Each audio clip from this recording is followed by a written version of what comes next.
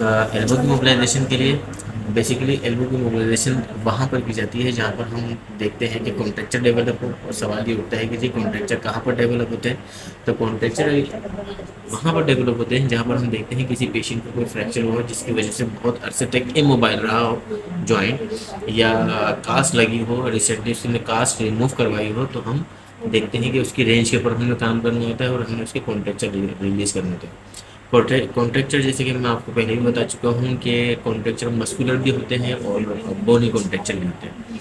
अगर बोनी कॉन्ट्रैक्चर हैं तो आप कभी भी फोर्सफुली कोई भी मोबिलाइजेशन नहीं करते, ठीक है। लिमिटेड रेंज के अंदर जितनी उसकी रेंज है उसी रेंज के अंदर आप मोबिलाइजेशन कर रहे होते हैं, उसके ऊपर ग्रेड के ऊपर डिसाइड करके। लेकिन अगर मस्कुलर कॉन्ट्रैक्चर है तो आपने सब जॉइंट की लिमिटेड रेंज के अंदर मोबिलाइजेशन करते हुए आपने मसल्स की भी मोबिलाइजेशन करनी होती है। उसकी टेक्निक कुछ इस तरह होती है कि जब आप देखते हैं पेशेंट की कास्ट, अमूमन देखी होगी कि पेशेंट हाथ इस तरह से रखा हुआ होता है। कोई भी हिमर का फ्रैक्चर हो या रेडियस का या जॉइंट का कोई भी फ्रैक्चर हो एल्बो के ऊपर, तो हाथ उसका कुछ इस तरह से इस पोजीशन में होता है। तो इस पोजीशन में इमोबाइल रहने की वजह से कॉन्ट्रैक्चर डेवलप होता है। मतलब पेशेंट का हाथ कुछ इस तरह से होता है। जब इस तरह से होता है तो हम पोजीशन ये बना के अपने जो है एल्बो है हम यहाँ पर इसको स्टेबलाइज करते हैं, ताकि पेशेंट जब मैं उसकी मोबिलाइजेशन करूँ तो पेशेंट उसको ज़्यादा फ्लेक्स ना करे या इरिटेट ना हो। तो मैं उसको ये करके,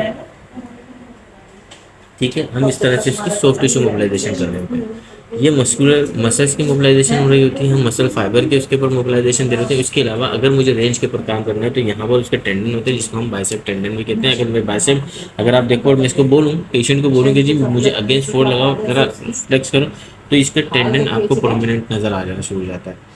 ठीक है, तो अब भी मैं एक एग्जांपल दे रहा हूँ। तो जब कॉन्ट्रेक्चर लेवल होती है तो टेंडन भी कुछ इस तरह से उभार उसमें नज़र आ रहा होता है। तो फिर आप उसको क्या करते हैं कि आप उसको रेजिस्ट कर रहे हो तो हल्के से पेशेंट को बोलते हैं रिलैक्स पोजीशन रखो, उसमें कोई फोर्स अप्लाई नहीं करनी है, अपनी न्यूट्रल पोजीशन में रखे। और मैं उसको आहिस्ता आहिस्ता उसको एक्सटेंड कर रहा होता हूँ और उसके टेंडन को मैं प्रेस कर रहा होता हूँ ताकि थोड़ी सी इलास्टिसिटी डेवलप हो और स्ट्रेचिंग भी डेवलप हो और उसकी रेंज के ऊपर मैं काम कर रहा हूँ। ठीक है, ये मैं इस तरह से, ये मेरी पोजीशन होती है।